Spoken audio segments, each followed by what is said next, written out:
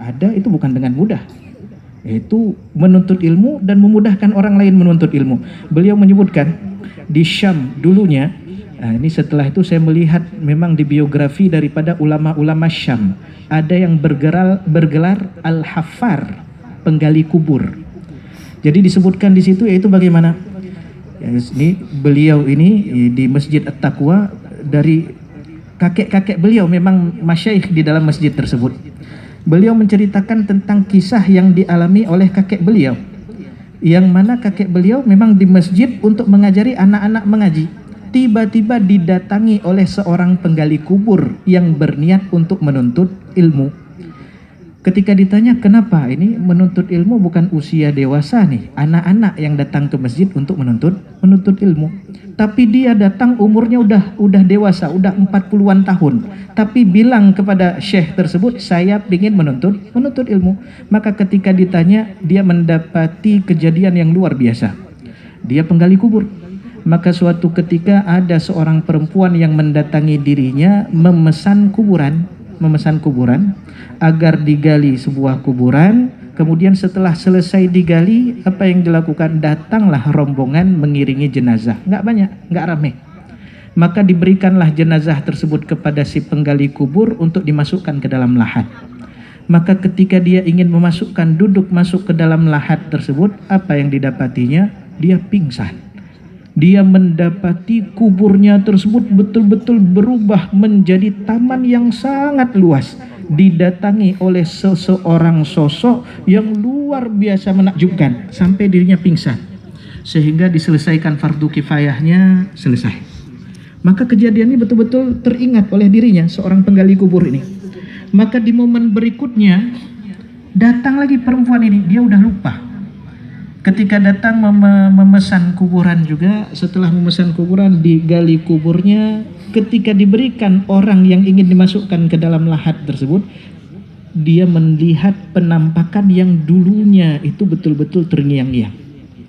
Sehingga selesai fardu kifayah langsung ditanya kepada perempuan ini, dulu kamu juga yang datang memberikan jenazah? Iya. Ditanya, siapa dua orang ini?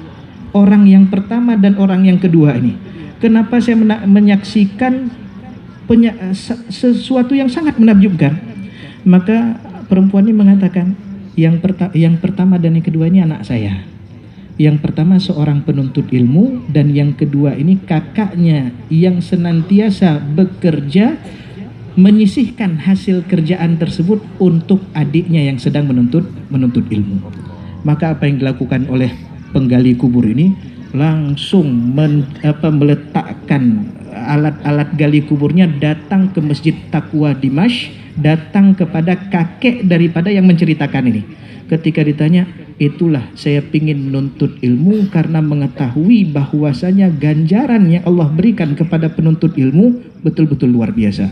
Maka Rasulullah SAW pun menyebutkan, man salaka tariqan yaltamisu fihi ilman sahalallahu lahu bihi tariqan ilal jannah. Cara yang paling mudah masuk surga itu bagaimana? Keluar di jalan Allah dengan tujuan menuntut ilmu. Maka Allah Subhanahu wa taala akan mudahkan orang tersebut jalan menuju surga. Man kharaja fi talabil ilmi kana fi sabilillah. Barang siapa yang keluar niatnya menuntut ilmu, maka fi sabilillah, dalam jaminan Allah, hatta yarji, sampai dia pulang. Bahkan menuntut ilmu, mengajar dan mengajar merupakan asbab mendapatkan rezeki paling utama setelah takwa. Ada dua orang kakak beradik mengadu kepada baginda Rasulullah SAW.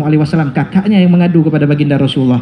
Mereka sepakat untuk saling bekerja agar mendapatkan hasil sehingga bisa memenuhi kebutuhan harian mereka. Maka ketika itu si adiknya itu nuntut ilmu, si kakaknya yang bekerja. Sehingga yang tua ini, kakaknya datang kepada Rasulullah, mengatakan kepada Rasulullah, wahai Rasulullah, saya punya adik. Dia nggak mau bekerja, malah menuntut ilmu, datang ke majelis-majelis baginda Rasulullah SAW untuk menuntut ilmu. Saya yang kerja. Apa kata baginda Rasulullah? La'allaka bihi turzak. Kamu dapat kekayaan seperti ini, kamu dapat harta seperti ini, kamu dapat rezeki seperti ini, itu bukan gara-gara kamu bekerja, tapi gara-gara kamu menolong adikmu yang menuntut ilmu. Maka jemaah yang dirahmati Allah, barang siapa yang membantu seseorang untuk kebaikan, maka dia mendapatkan ganjaran orang-orang yang berbuat baik tersebut.